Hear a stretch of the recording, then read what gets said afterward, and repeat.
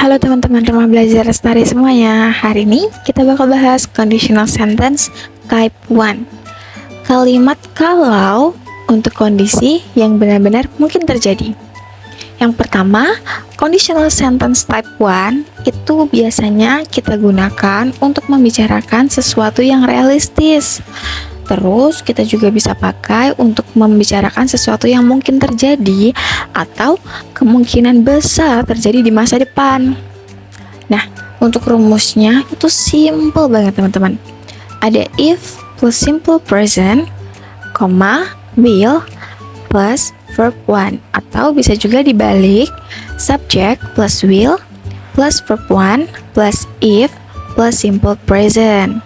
Jadi yang pasti verb yang digunakan pada conditional sentence type 1 itu verb 1 semuanya ya, karena simple present itu kan juga menggunakannya verb 1. Untuk contoh dari rumus yang pertama yang diawali dengan if, kita punya if it rains, I will stay at home.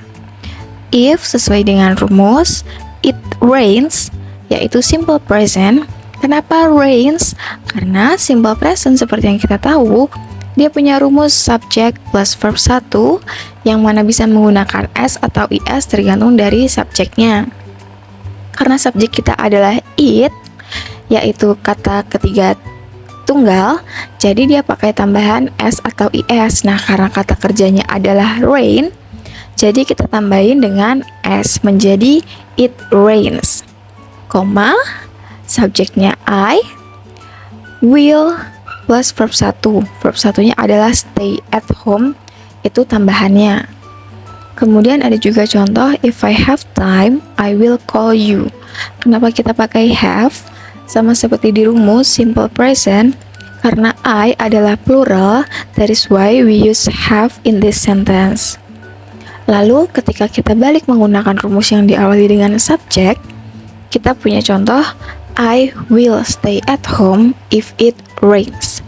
Sama seperti yang pertama tadi teman-teman, cuma dibalik aja dan enggak pakai koma.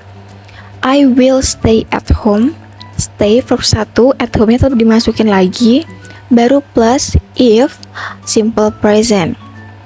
Sama dengan contoh yang kedua, I will call you if I have time.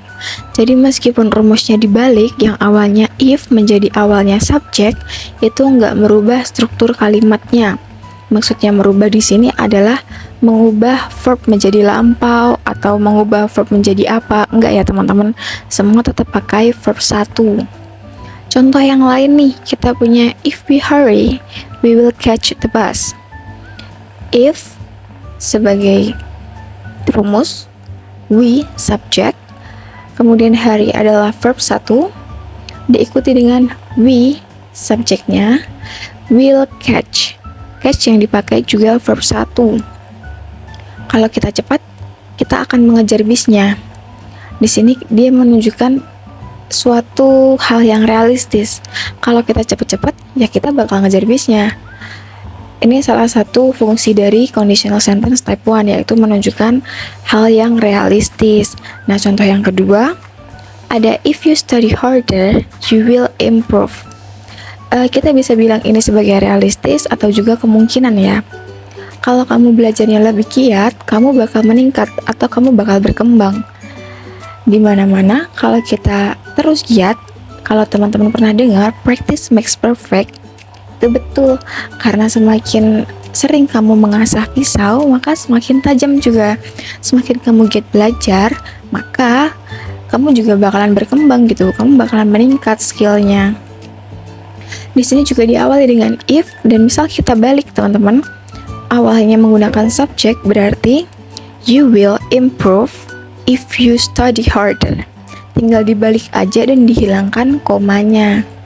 Tapi ada hal yang perlu diperhatikan teman-teman yang biasanya banyak yang salah dalam penggunaan conditional sentence type 1, dilarang menggunakan will.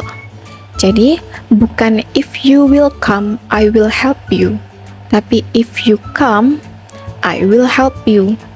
Di clause atau di kalimat if-nya itu nggak boleh ada will, karena rumusnya will itu ya bisa dibilang di kata kedua dari kalimat ini. Karena kan kita terbagi jadi kayak dua suku gini ya, suku if dan suku yang diawali subjek. Nah, pada suku if kita nggak boleh menggunakan will. Kenapa?